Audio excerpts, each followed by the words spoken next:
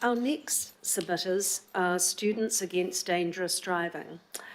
We have today Rachel Slack and Ryan Antia, and they are going to address us on the importance of speed.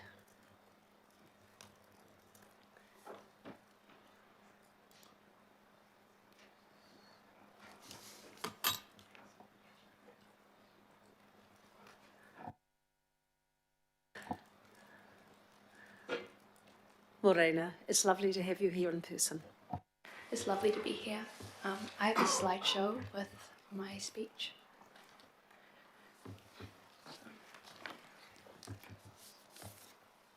Cool. Awesome. How do I...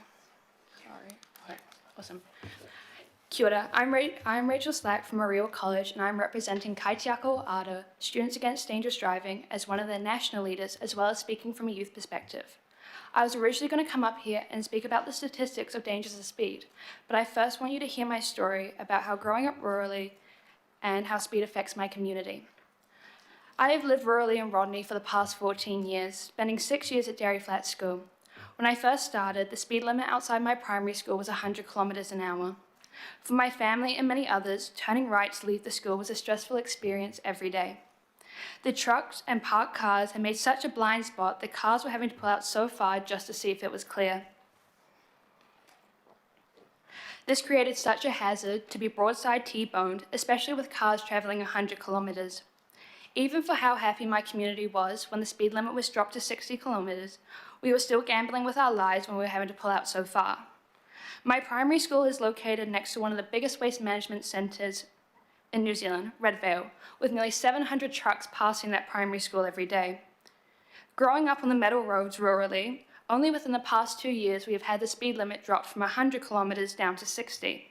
I cannot tell you the amount of times I've had to jump into a ditch with myself or with my dogs to prevent being hit by a car, and as well as being completely dust bathed from the dust circulated from the road. Rodney has the second highest DSI in Auckland, just 6 serious deaths and injuries behind Franklin. On the map there, all the blue is 100 kilometres road in Rodney. Rodney is one of the only places besides the motorway where the roads are still 100 kilometres an hour. The motorway has so many precautions for it to be that speed. The chance of having a head-on crash with another car are slim because of the safety features of barriers to separate the roads. On the open roads, there is none of that besides a white line. Speed limits are such a make or break for life or death. During my second to last year primary school, one of the fatalities of having a member of my community only surviving because of her horse. She was hit head-on with a car and was thrown to the windscreen. With her leg being whipped up to her head, the severities of her injuries was only being held on by a third of muscle and skin. And I quote from her, "The surgeon could put his entire hand inside of my leg." Speed contributes to 32% of New Zealand road accidents. New Zealand has one of the worst fatal rate accidents in the developed world, with 2 children dying every week. In New Zealand, more than 300 children are either killed or seriously injured, hospitalised with serious injuries from vehicle accidents. Around 90 of these are young Aucklanders. There was a study done in New Zealand where it included 200 incidents and where children were seriously enough to be injured. 12 of these included deaths. It found more than 150 children were injured while crossing the road while going somewhere, with 60 of them on their school journey going to or from school. 60% were injured within 500 metres of their home, and 75% were injured within a kilometre. Quoting Starship Pediatric Emergency Department Dr. Michael Shepherd, the data on speed is very clear. There's a strong and exponential relationship between increasing speed and the crash risk, and increasing speed and serious death and injury. The evidence of speed reduction and reducing trauma is strong, with studies assessing that the impact of 30-kilometre zones finding a 50 to 70% reduction in injuries and deaths in children. Children pedestrians were more likely to be badly injured when struck by a vehicle. While adults were usually hit at hip level, children were prone to be hit in the head or more critical parts of their body. The faster the pedestrian is hit, the more serious their injuries are. A pedestrian hit at 30 kilometres an hour has a 90% chance of survival. compared to the 20% chance of survival if you're hit at 50. If you're hit at 60, 0% of pedestrians will survive. Now let's do some quick math. We'll go to my local primary school, where during school hours, the speed limit is 60 kilometers an hour, with an average driving reaction time of 1.5 seconds. But this is assuming the driver is alert, concentrating, and not driving while tired, distracted, or impaired. And say a child steps out in front of you, 25 meters ahead of you. Using physics to calculate your time, distance, and speed, you will still hit this child at 60 kilometers an hour. The child has been killed. You'll need at least 50 meters ahead of you not to hit a child, even without an impaired driver. Using crash data, they found the highest number of children pedestrians were injured between 2 p.m. and 4 p.m. This is a prime time that students are walking home. Children's bodies are a lot less resilient to damage than those of adults. For instance, when a child's ribs tend to bend inwards rather than break when pressure is applied. This is a result of the forced collision being transferred directly to their heart and lungs. If people creating these legislations are not seeming to care about the speed of the environment around our most vulnerable, why would other road users? Safe Kids Aotearoa was set up in the early 1990s by Starship Auckland Hospital to reduce preventable injuries to children. They believed New Zealand needed legislation to reduce speed limits near all schools to 30 kilometres. So my final question isn't, are we going to make this change today? My question is, why has it taken 34 years to make this change? Thank you.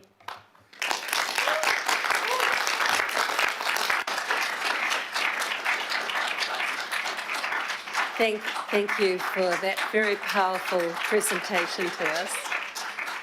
Ryan, did you wish to address us? Pardon? Ryan, did you wish to address us? Thank you, Madam Chair. Kia ora koutou. My name is Ryan and I'm 16 years old and I'm a Year 12 pupil at Mount Albert Grammar School. I'm deeply honoured yet sombre to be speaking to you all today as we gather here to discuss a very serious topic which has altered the lives of so many in many heartbreaking ways. I'm very proud to be a national leader for Students Against Dangerous Driving, which over the last few years has really opened up my eyes to the reality of the safety of our roads in Aotearoa. Having been born and raised in Puketepapa, Mount Roskill, yet connected to the electorate of Owairaka, Mount Albert through my education, I have been exposed to everyday students arriving to and from schools. When my parents were a similar age to me, they were encouraged to bike and walk to school, with statistics in New Zealand showing that approximately 42% of students walked or biked to school in the late 1980s, where communities at the time benefited from decreased car congestion and air pollution.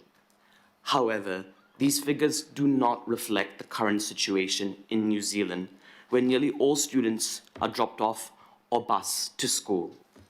Our rangatahi should have the same opportunities as the prior generations did, which is being able to enjoy the physical and mental benefits of biking or walking to school.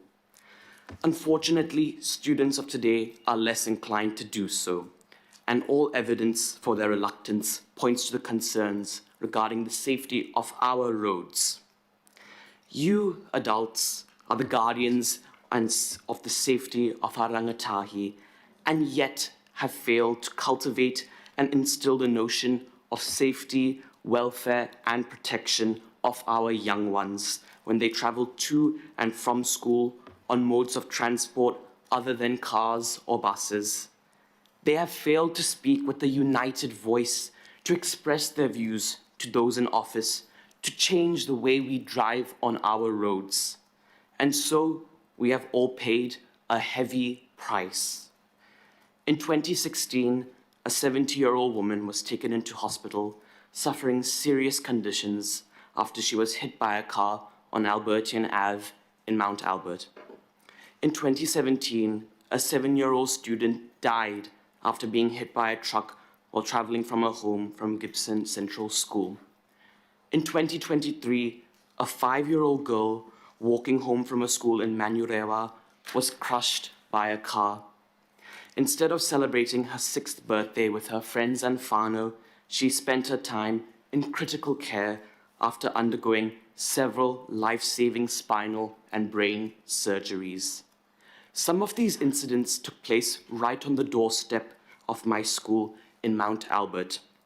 Conversations with my friends and their parents vindicates how dangerous and hazardous it once felt to bike or walk down Albertian Ave and Mount Albert Road before the speed breakers were installed. Despite these dreadful stories, the future is not so bleak, as with AT's proposed Auckland Speed Management Plan for 2024 to 2027, we can make our roads safer for our rangatahi.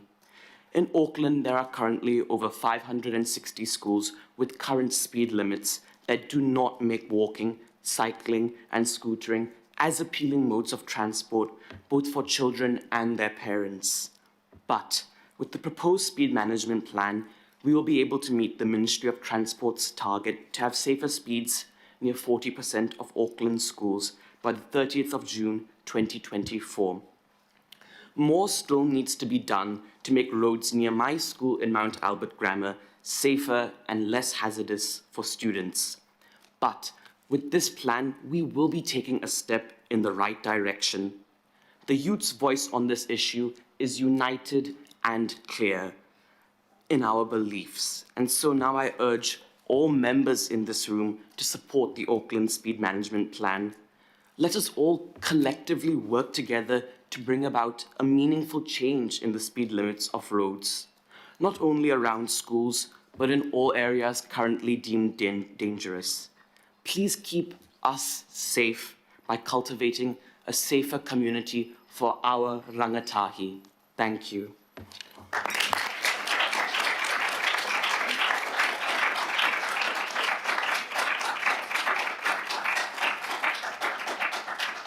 Kia ora, Ryan, and thank you for that. I'm sure that Orewa College and Mount Albert Grammar must be very proud of their students.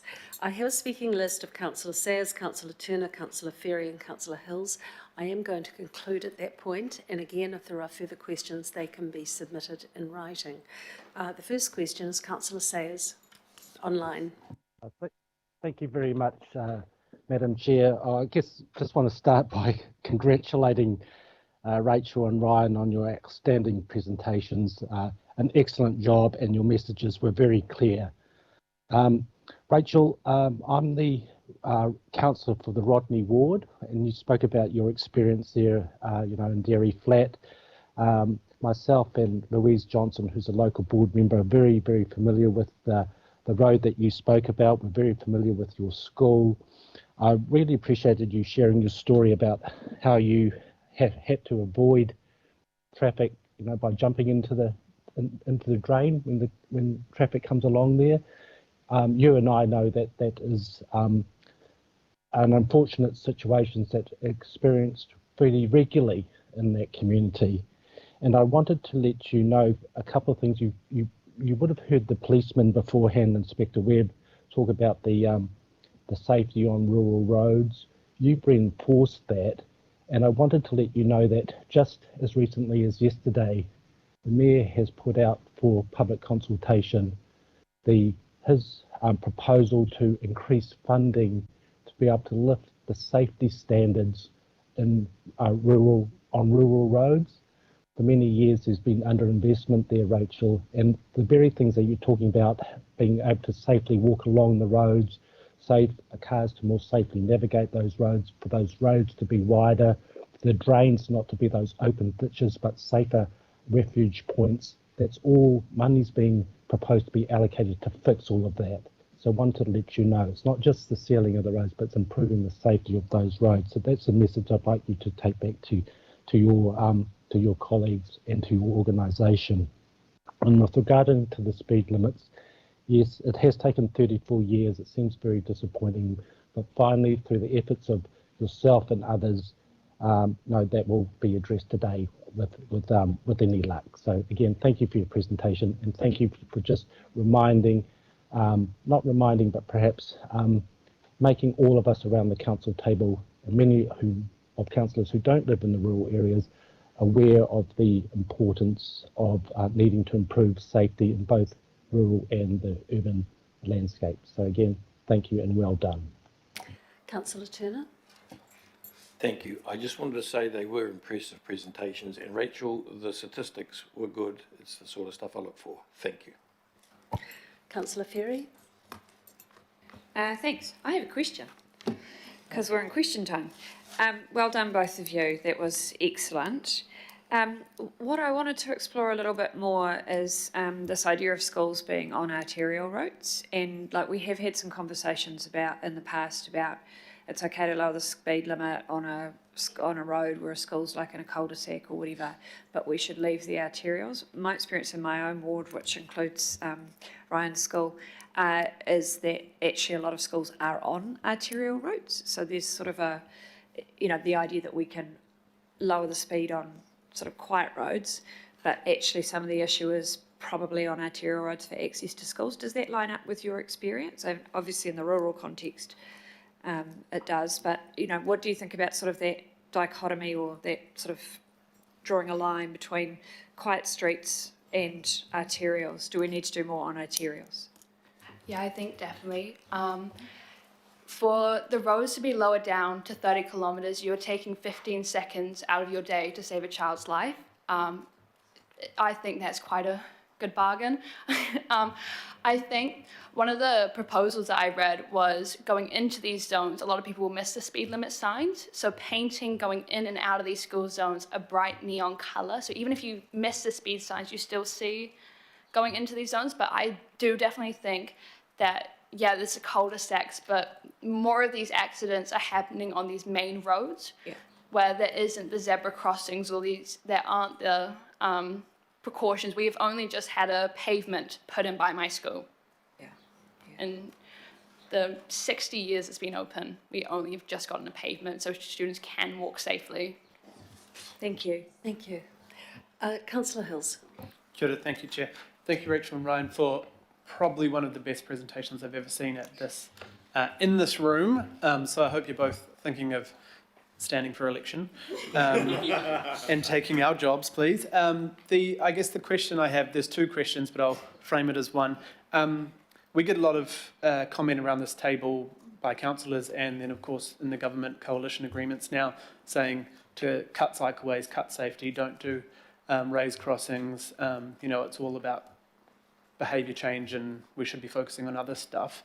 And the sort of business case around, oh, well, it's only a few deaths or only a few people getting injured. What would you say to that? First of what is the value we should place on one life or one of your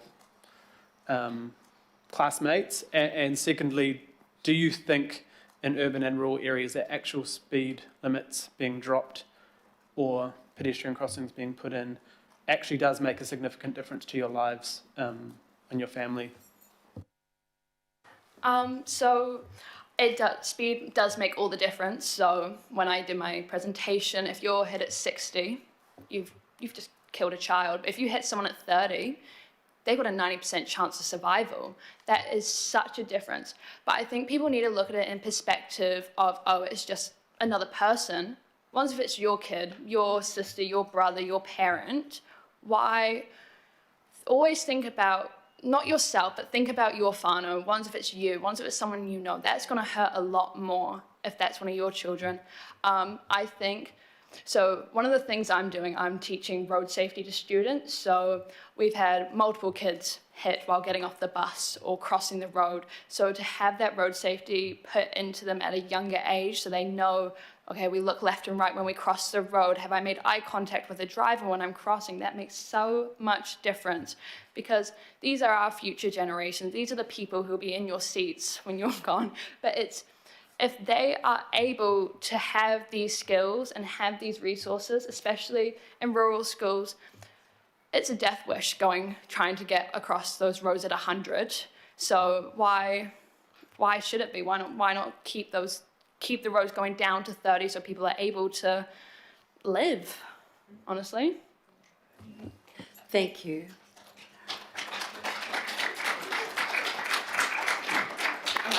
Yeah. I think Rachel explained that very well. And before we were brought up here to speak, we heard a lot about percentages and figures. And obviously, figures play quite a lot of importance in decision making. But we know people are dying on our roads, and this is a fact. and we really do have the opportunity to change this. No matter how small the percentage, we have the opportunities to save lives, and I would just like to emphasize that. And as Rachel did mention some of the statistics about like 60 kilometers, if you're hit, it's like a 0% chance, whereas you're looking at other figures, you can have the opportunities to save lives over here. So that's just what I wanted to touch on. Kia ora. Thank you. Rachel and Ryan, have your schools broken up yet? They have.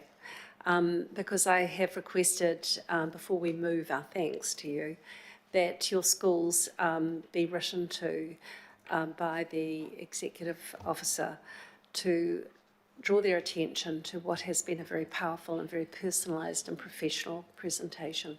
But I'd like to move a vote of thanks. Do I have a seconder for that? Thank you, Councillor Hills. I'll put it. All those in favour say aye. To the contrary, say no. The matter is carried. And congratulations again. It's not an easy thing to come to make a submission of this kind, but you've done so very successfully.